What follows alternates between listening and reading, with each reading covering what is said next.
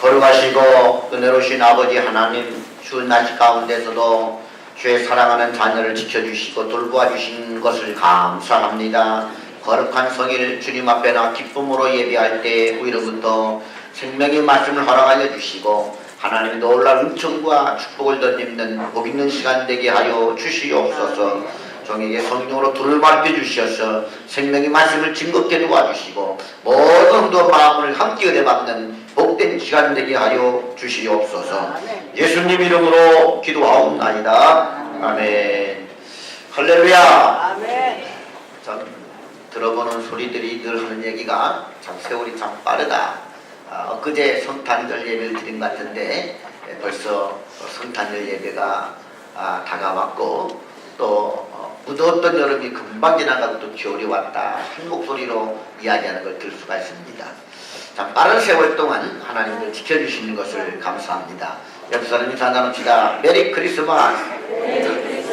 메리 크리스마스.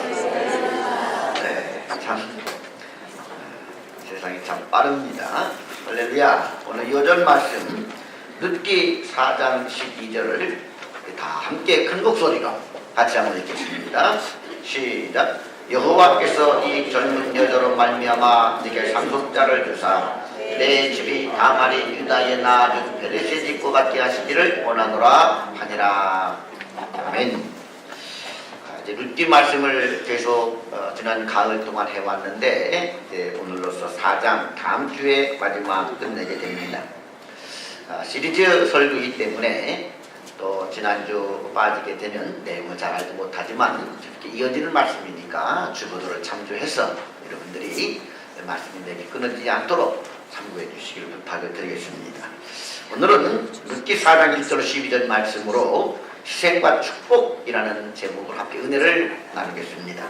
성경에 보면 누구든지 이 세상에서 지혜 있는 줄로 생각하거든 어리석은 자가 되라 그리하여야 지혜로운 자가 되리라 라고 말씀하고 있습니다.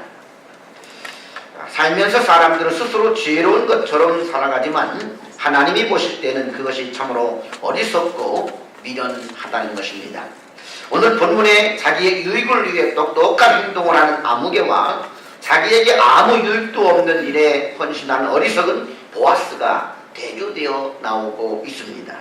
우리는 오늘 두 사람의 선택과 그 결과를 보면서 신앙인은 어떤 삶을 살아야 되는지 배우고 깨닫는 복된 시간 될 수 있기를 주님의 이름으로 축원합니다. 1장 세상적으로 똑똑한 아무개. 보아스는 룻이 당신이 나에게 기업 물을 자입니다 라고 말을 할 때 이렇게 대답해 줍니다. 나보다 율법적으로 더 앞서는 사람이 있으니 내가 그에게 가서 물어보고 그가 못하겠다 하면 책임을 지겠다.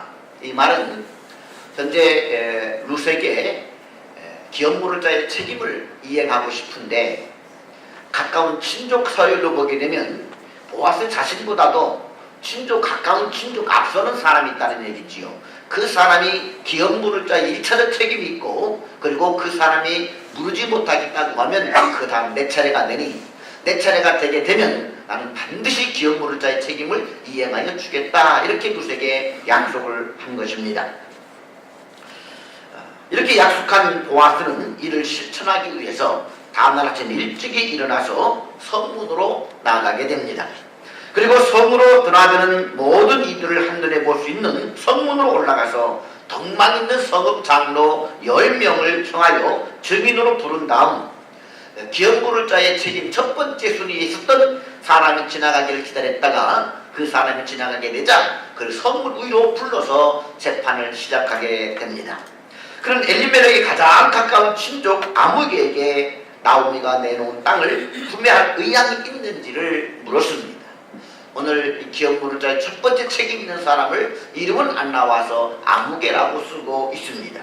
그 사람은 처음에는 재산을 누릴 수 있는 좋은 기회가 될까 생각해서 땅을 사겠다고 말합니다.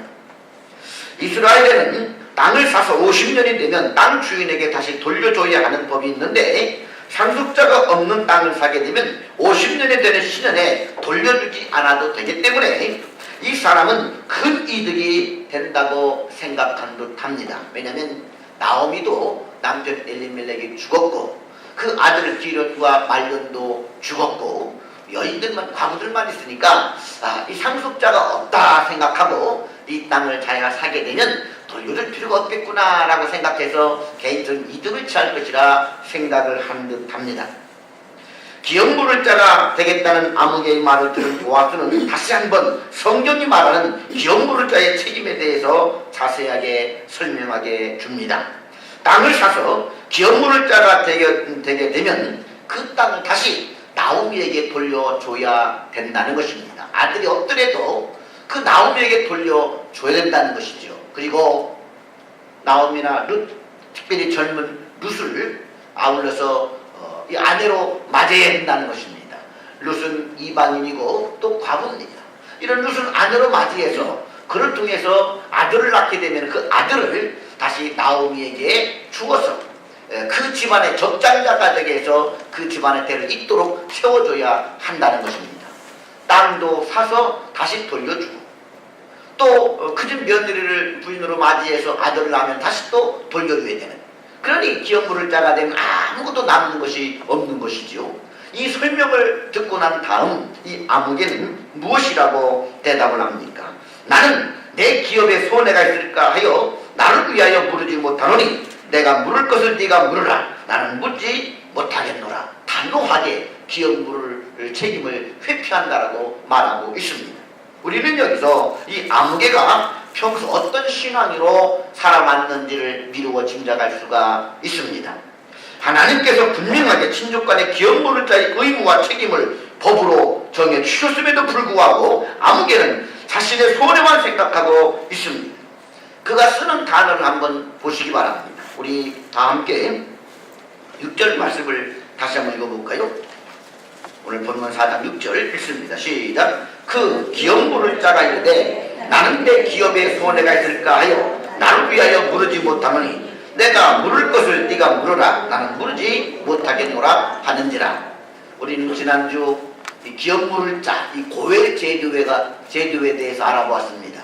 분명히 레위기 성경에 보게 되면 기업 물을 자의 책임, 고엘 제도를 성경은 말하고 있습니다. 이 고엘 제도를 통해서 하나님은 이스라엘 공동체가 유지되게 했고 이스라엘 공동체가 공평하게 잘 살게 만들었고 이 이스라엘 공동체가 유지되어야 하나님의 구원의 경륜이 이루어지게 되고 그 후손으로 메시아가 오게 되는 것입니다. 아브라함에게 허락한 모든 약속이 공평하게 이루어지도록 하나님은 고엘 제도를 통해서 특별히 선 이스라엘에게 주셨던 계명이었습니다. 그런데 이 아무개는 무엇이라고 얘기하느냐? 이 고엘 부르자의 책임에 대해서 보아스가 설명을 해주니까 그가 쓰는 단어를 한번 살펴보시기 바랍니다. 내 기업에 손해가 있을까요? 손해라는 말을 쓰고 있습니다. 그리고 나는 물지 못하겠다 이렇게 이야기합니다. 그 고엘의 책임을 감당하지 못하겠다는 것입니다. 그리고 나를 위해요. 누구를 위해서냐? 나를 위해요. 고엘 제도에 주신 목적은 가난한 자, 가난한 친족을 위해서, 그리고 그 가난한 이웃을 배려하기 위해서. 그런데 저쪽 고엘 제도의 의미를 알지 못하고 고엘이 회피하겠다는 것이 누구를 위해서? 나를 위해서. 내가 손해보기 싫다. 나를 위하여 부르지 못하겠다. 이런 단어를 쓰고 있습니다. 내 기업, 손해, 나를 위하여 이런 단어를 종합해 보게 되게 되면 그의 신앙과는 철저히 자기중심적 신앙인 것을 말해주고 있습니다.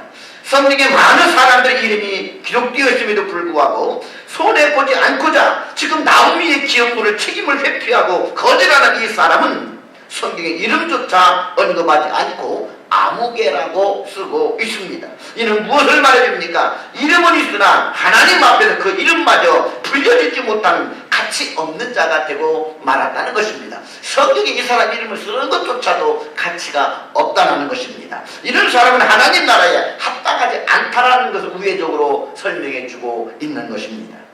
성경에 이 같은 자가 또 있는데 그가 바로 장자의 명분을 팥죽한 그릇에 팔아먹은 에서라는 것입니다. 장자로서의 권리, 장자로서의 책임, 장자로서의 의무를 배고픔을 이기지 못하여 한 끼 양식 팥죽한 그릇에 명분을 팔아먹었습니다.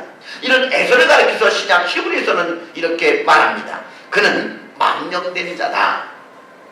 어떤 사람을 가르쳐서 망령된 자라고 이야기합니까? 한마디로 말하면 나이값을 하지 못하는 사람입니다. 분명히 나이가 들어서 세상 이치를 알고 무엇이 귀하고 가치 있는 줄 알 수 있는 나이임에도 불구하고 마치 어리석은 자처럼 행동할 때 망령 들었다라는 말을 쓰게 됩니다. 나이가 70이 넘어서 뭔가 치매도 왔든지 응가를 해놓고서는 그 응가를 벽에다가 막 칠을 합니다. 그럼 자식들이 그럽니다. 아이고 우리 노인네 망령 드셨네. 그런데 2살 먹은 아이가 똥을 싸놓고 그 똥을 가지고 만작 그러더니 손에 묻혀가 벽에다가 막 그림을 그려보세요. 그 뭐라고 얘기하십니까? 야 우리 아이가 피카소 같은 위대한 화가가 되는가 보다. 우리 아이 천재다 이렇게 얘기합니다. 2살 먹은 아이가 똥을 가지고 그림을 그리면 천재라고 얘기하고 70 먹은 할머니가 똥을 가지고 그림을 그리면 왜 망령 들었다라고 씁니까? 망령 들었다는 얘기는 뭐냐? 70이 넘어서 세상을 살고 알아서 무엇이 똥이고 무엇이 물감인 줄 아는데도 불구하고 그것을 구분하지 못할 때, 한마디로 말하면 무엇이 가치롭고 무엇이 가치롭지 않은지를 분명히 알고 있을 텐데도 불구하고 어리석은 자처럼 행할 때, 나이값을 못할 때 망령 들었다라는 표현을 쓰는 것이지요.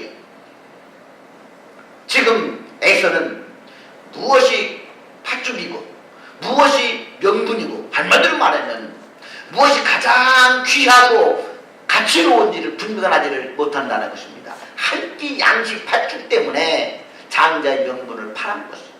장자의 명분은 그 가문을 이을 의무, 권리, 축복, 그 가문의 명예, 이것을 달린 것인데 이 명분을 팥죽 한 그릇에 팔아먹은 것입니다. 그러니 이 애를 가리켜서 망령 들었다라고 이야기를 하는 것입니다. 그리고 그의 인생의 결국 나중에 그가 떼내준 후회를 하게 됩니다. 그러나 회개할 기회를 얻지 못하고 저주받은 자가 되었다라고 성경은 이야기하고 있습니다. 보아스에게서 나오미의 사정을 들었을 때 아무개는 그것을 자기의 손익으로 계산할 것이 아니라 하나님께서 왜 나에게 이 말을 듣게 하시는지 깊이 생각해 보아야 했을 것입니다. 그동안 잊고 있었을지라도 나오미가 가난한 자가 되었고 친족 엘리멜렉이 죽었고 그 2 아들이 죽어서 2사람과 2사람이 10년 만에 고향으로 돌아왔다고 한다면 내가 저 사람의 가장 가까운 친족이니까 내가 고연히 대주해야 되겠다 이렇게 생각하지 못했을지라도 다시 한번 보아스를 통해서 그걸 생각나게 했으면 다시 한번 왜 나에게 지금 이 시점에서 이걸 듣게 하는가 생각해 보아야 했을 것입니다. 우리는 영적인 것과 육적인 것 중에서 어떤 것을 중요하게 생각하며 살아가고 있습니까? 하나님께서 순종하라고 말씀하셨음에도 불구하고 당장 눈앞에 보이는 것이 없고 손에 잡히는 것이 없다고 책임을 회피하고 사명을 저버리며 남의 이기적인 욕심을 쫓아 편한 길을 택하여 가서는 안 된다는 것을 말하고 있는 것입니다. 우리가 지난주에 살펴보았듯이 기업 부를 자의 책임은 이스라엘 신앙 공동체 속에서 그 공동체를 보호하고 유지하고 계승하여 하나님의 구원 계획을 이루게 하시려고 하신 하나님의 크신 뜻이 담겨져 있는 제도였습니다. 이것을 오늘날 우리들에게 적용해 본다면 교회 공동체 속에서 마땅히 감당해야 될 우리의 신앙의 의무, 우리의 믿음의 의무라고 할 수가 있는 것입니다. 내게 주어진 신앙의 의무, 믿는 자가 반드시 지켜야 될 명분이 있다라는 것입니다. 나를 넘어서서 하나님이 나를 필요로 하는 곳에 쓰임받고 섬겨야 될 신앙인으로서의 의무인 것입니다. 우리는 믿음 때문에 또는 신앙 때문에 또는 사명 때문에 때로는 손해도 보아야만 하는 것입니다.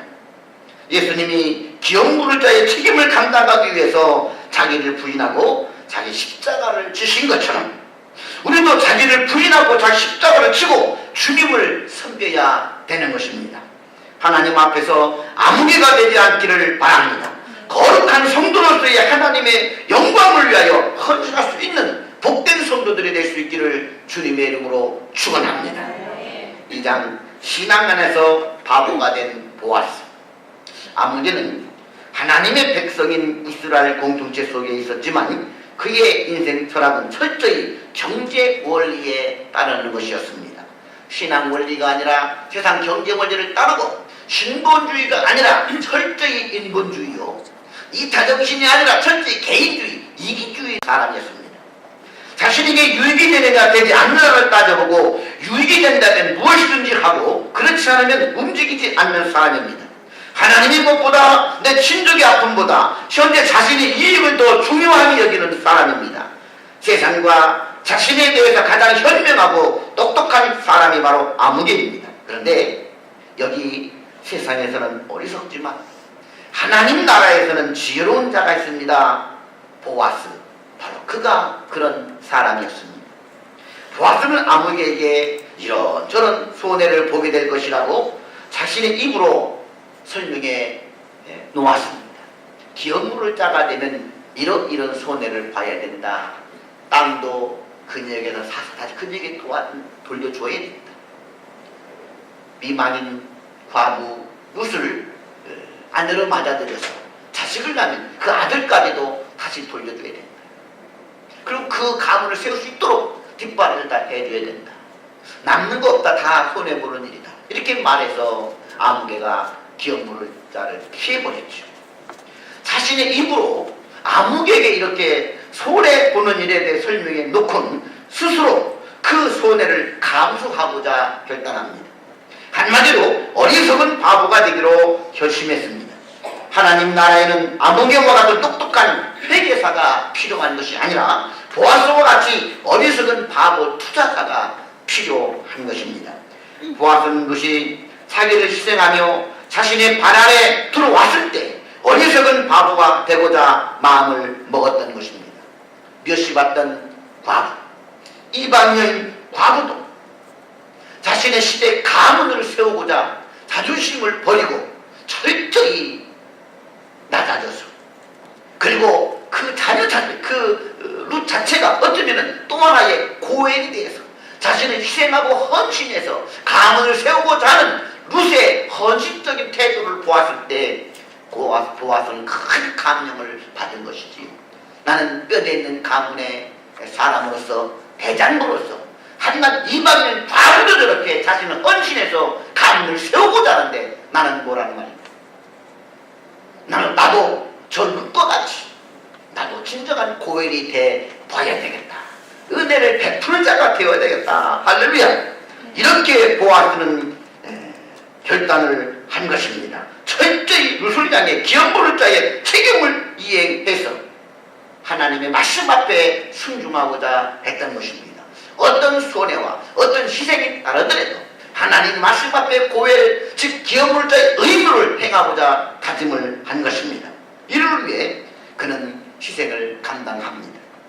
예수님의 사람은 바로 이런 사람입니다. 왜냐하면 예수님도 우리를 구원하기 위해 자신을 희생해 주었기 때문입니다.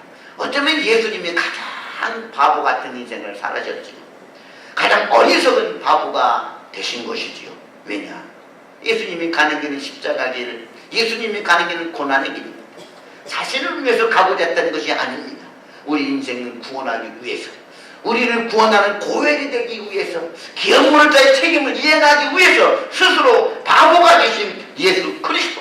그러므로 이 예수님을 따르는 성도는 예수님처럼 어리석은 바보의 길을 선택해야 되는 것입니다. 예수님이 가장 어리석은 바보가 되었, 우리도 보아스와 같이 주님을 따를 수 있기를 주님의 이름으로 축원합니다. 이런 찬양이 있는데 한번 이런 찬양을 부르면서 우리 어떤 결단해야 될지를 한번 생각해보는 시간 가져보길 원합니다. 용서하소서라는 찬양인데 같이 불러보겠습니다. 주님 것은 내 것이라고 고집하며 살아왔네. 금은 모아 자녀들까지 주님 것을 내 것이다. 아버지여 철없는 종을 용서하여 주옵소서. 맡긴 사명 맡긴 채무를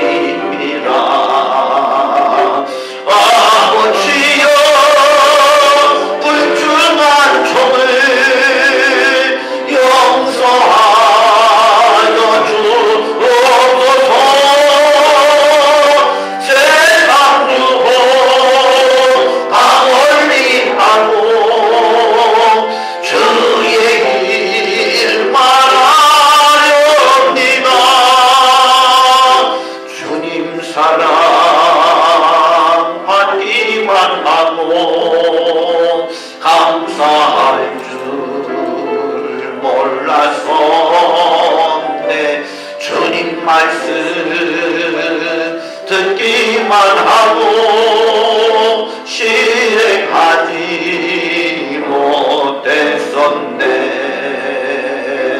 아버지여, 연약한 종을 용서하여 주옵소서. 주님 명령 순종하면서 주를 위해 살렵니다. 아멘. 3장. 이렇게 보아스처럼 어리석은 바보가 되고자 믿음으로 사는 자에게 주시는 축복이 무엇입니까? 아무개와 보아스가 주고받는 대화를 성문에 있는 모든 백성과 장로들이 보았습니다. 룻에 대한 기업물을 대해 책임을 묻고 상반되는 둘의 태도를 백성들이 다 지켜보았습니다. 그리고 어떤 손해를 보더라도 하나님의 말씀 앞에서 자신의 사명을 감당고자 하는 보아스의 모습에 큰 감동을 받게 됩니다. 그리고 룻과 보아스 이 두 사람을 다음과 같이 축복을 합니다. 우리 백성들이 어떻게 축복을 한번 볼까요? 다 함께 11절 말씀을 같이 크게 읽어봅니다. 시작. 성문에 있는 모든 백성과 장로들이 이르되 우리가 증인이 되나니 여호와께서 네 집에 들어가는 여인으로 이스라엘 집을 세운 라헬과 레아 두 사람과 같게 하시고 네가 에브라스에서 유력하고 베들레헴에서 유명하게 하시기를 원하며 성문에 있는 모든 백성과 장로들이 보았다는 것입니다. 우리가 증인이라는 것입니다. 아무개를 축복하지 않습니다. 어쩌면 아무개는요, 보아스가 있을 자리에 아무개가 있어야 되는데 그의 한순간에 선택이 잘못으로 인하여서 그는 성경에 이름도 모르지 않고 아무개라고 뒤처지면서 이기적이고 자기중심적으로 사는 사람의 또 하나의 모델로 남게 되고, 반면에 보아스는 그 모습을 보고 백성과 장로들이 큰 감동을 받고 그를 축복을 하게 되는 것이지요. 뭐라고 축복을 합니까? 첫째, 룻을 축복합니다. 내 집에 들어가는 여인, 그 여인은 룻이지요. 내 집에 들어가는 여인으로 이스라엘의 집을 세운 라헬과 레아 두 사람과 같게 하시고, 야곱의 아내는 둘이 있었죠. 라헬과 레아입니다. 두 부인은 야곱과 결혼해서 이스라엘 12지파를 이루는 그런 일에 쓰임을 받습니다. 한마디로 말하면 이스라엘 12지파의 믿음의 어머니가 바로 라헬과 레아입니다. 이와 같이 이방 여인 룻이 라헬과 레아와 같은 그런 이 레벨을 올려놓고 새로운 이스라엘의 어미가 되어라. 룻아, 너는 이방 여인이지만, 너는 과부였지만, 그래도 불구하고 너야말로 우리 조상의 어머니인, 우리 12지파의 어머니 레아와 라헬과 같은 위치로 축복을 한다는 것이죠. 새로운 이스라엘의 어미가 되어라. 할렐루야. 그래서 참 자랑스럽게도 이 축복이 후손에 따라 그대로 이루어져서 그 후손을 따라 예수 그리스도가 옴으로써 이방인 룻은 그리스도의 족보에 오르는 영광을 받게 되는 것입니다. 두 번째로 이번에는 보아스를 축복합니다. 네가, 보아스를 얘기하면 네가 에브라스에서 유력하고 베들레헴에서 유명하게 하시기를 원하며, 보아스는 나중에 다윗의 증조 할아버지가 됩니다. 이로써 황제, 황가, 황족을 이루는 그런 조상으로 쓰임을 받게 됩니다. 상왕 전하가 되는 것이지요.